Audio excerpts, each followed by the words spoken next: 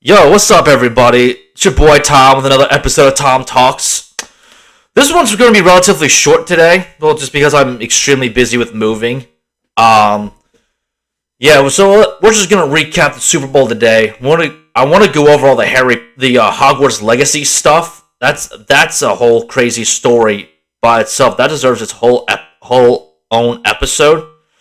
So for now, we're just gonna recap the Super Bowl and then I guess look ahead to next. I guess try to preview to the draft and like next season and all that stuff. So yeah, here it is, 38-35. Chiefs won. It's unfortunate that they fucking won. I really thought the Eagles were going to win this game, but we were very close. There were a lot of things, a lot of factors played in, and I really don't want to. I really wanted to blame the really bad call. Well, I don't think it's a bad call, but the holding penalty near the end of the game after the 2-minute warning by James Bradbury. Like, I really want to blame him for that, but, like, not Bradbury, but the ref for throwing that flag. I mean, because it is a holding call, and it's just unfortunate that they called it at that time. Only because, like, they never called that. I don't think they called holding all game. They may have, I don't quite remember off the top of my head, but they let defensive backs play like and receivers like grab and like throw each other all game. They were pretty physical. They pretty much let them play the entire game. It just really sucks that it came down to that. They obviously saw that and they threw the flag. But yeah, that was a big factor. The field also sucked. We didn't get the defensive line didn't get a single sack. Arizona did a terrible job of taking care of the field. It was all slippery, and like none of the players it seems like. I mean, the Chiefs seem to have adjusted better to the conditions of the football field. They had better cleats in, and I guess the Eagles didn't have better cleats, or I don't know if they changed cleats at halftime or like the second half or whatever, or like throughout the quarters of the game. What else? I mean, yeah, Mahomes is just unfucking believable, man. Like the two other not really like. Oh, I'm saying not saying Mahomes isn't unbelievable, but the other plays that cost us this Super Bowl were the Hurts fumble, where he just switched hands and he tried to switch the ball on the other hand, and the ball fell out during the switch. And then Nick Bolton just ran it back for however many yards. I think it was like 50-something yards. I don't remember off the top of my head. Then, I mean, luckily we came back and answered. We were up 24-14 at the half. I'm kind of just like spouting off the top of my head of like what I can remember off the game. So it was beginning of second half, Chiefs drive down, they score. And then I believe we scored a field goal after that drive, which I was hoping that we would go for a touchdown, but clearly we didn't. But clearly that was a mistake looking back. And because they just drove right down, took the lead. I'm trying to think. That was 28-27. Oh, yeah, because we went 3 and out. We had a fourth down, and then we punted the ball. We punted the ball, and Kadarius Toney almost brought it back to the house. It put him in great field position, and they scored again on the same similar like. It just seemed like they ran like both receivers motioned in and then just went right out right away on those two other touchdown passes by Mahomes. I think it was who was it the first time? I think Juju had one. I don't remember. I had the first one. I know Travis Kelce had the first touchdown pass. That's not what I'm worried about. And then the second and third, I believe one of them was Kadarius Toney. The other was Sky Moore. I don't remember who in order was what, but I believe Toney was first. He motioned in, and then he went as soon as they hiked the ball, he went back outside and left them wide open. Somebody blew I don't know if it was a blown coverage or it was just a misassignment, or I don't know who was to blame for that one, but they did. But then later on, that was the touchdown that took the lead, and then the second one, Mahomes third, but the second touchdown of the half. The second passing touchdown on the half, they did the same thing up on the other side with Bradbury. I believe it was Sky Moore. He went in and then he shot back out right away. And then he was wide again. He was wide open for a touchdown. They couldn't. Jonathan Gannon couldn't adjust to that the entire game. Like he did not have a good defensive game. Our special teams didn't have a good game. So it was a lot more factors than just that last minute holding call. Defense didn't show up, and special teams blew a really bad punt. So that's what, in my opinion, a lot of other people's opinion, that's what really why the Eagles lost the game. But it was a good fight till the end. Jalen Hurts literally put the team on his back. He scored 3 rushing touchdowns. He's the only quarterback, like he tied Terrell Davis. Him and Terrell Davis, the only players to ever score three rushing touchdowns in a Super Bowl. Jalen Hurts also threw a touchdown, so I believe he was the only player in NFL. I believe he was the only player in NFL history to throw a touchdown and run for 2 in the first half. And then Jalen Hurts he proved to everybody he's that guy. He's going to get a contract extension hoping this offseason, and I'm hoping it's sort of like a team friendly deal. I'm hoping it's like $300 million. It should be like if it's 10 years, $300 million with like flexible cap space, sort of like what they did with Mahomes. I would be really happy with that. But who knows I don't know. But who knows what he's going to ask. I don't know if he's going to do the team-friendly deal or if he's going to take all the money.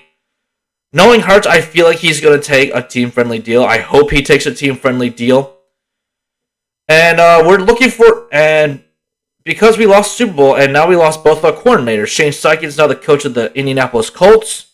I think the Colts are going to do really well because of Steichen and because of who they're going to pick for quarterback. They're probably going to start the year with Matt Ryan and then eventually switch to a rookie quarterback. Whether it be they move up to pick Bryce Young or they pick C.J. Stroud or whoever they pick for their rookie quarterback this year.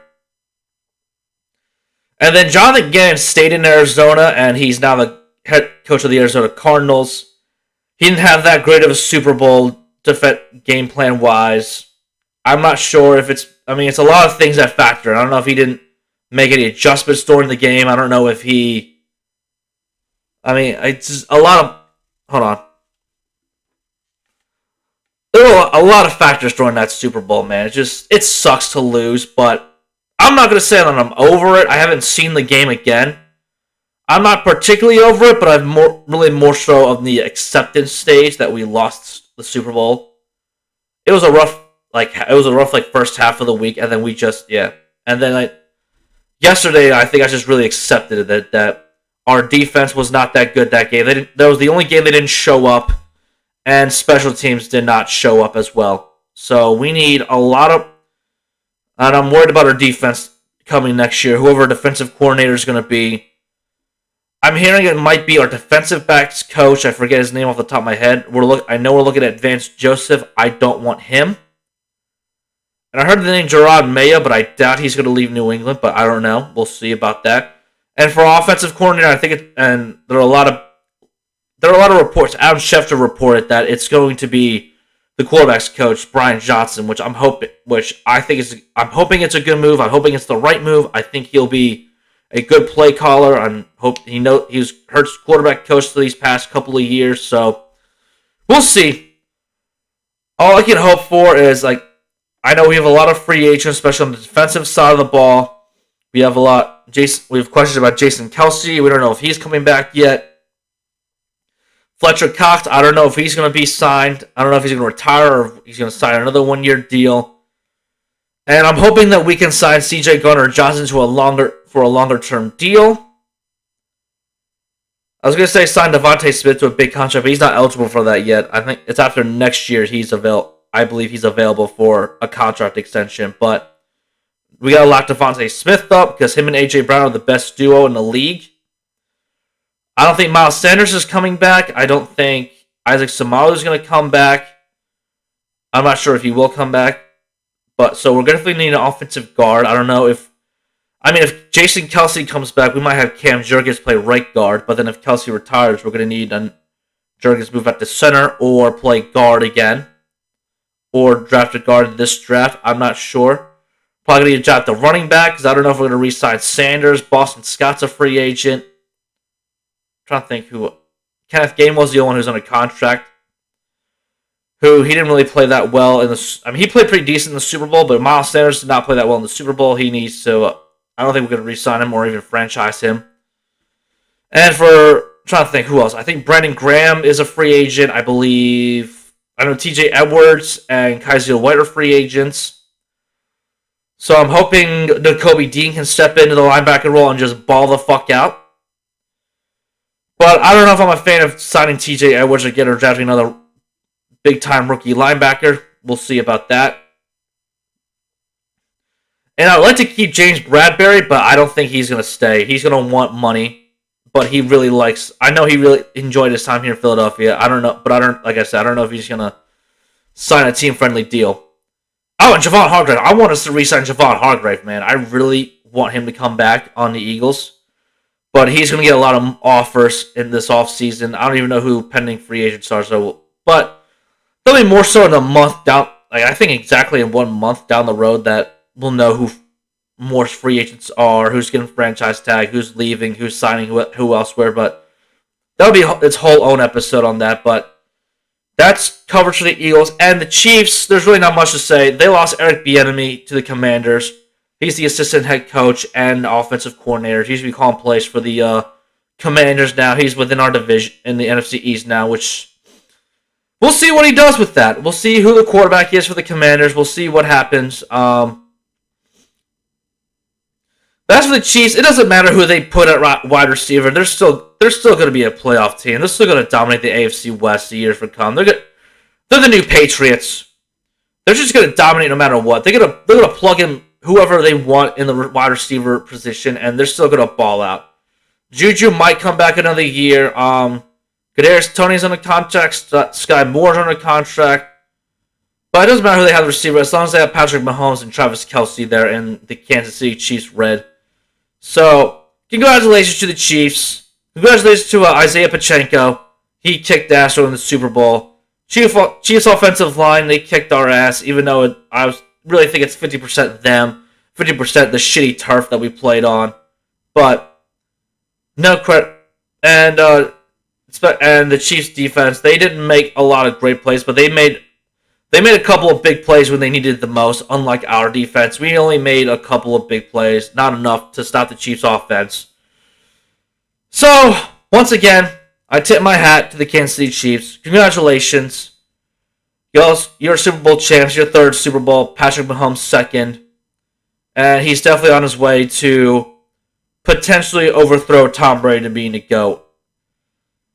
And that's a whole nother subject. How many Super Bowls does he need to win? I think he really only needs to win. I think it's possible that he really only needs to win like 5. I don't think he needs to win 7 in order to be the GOAT. Only because he's had he's had a better resume in a shorter time.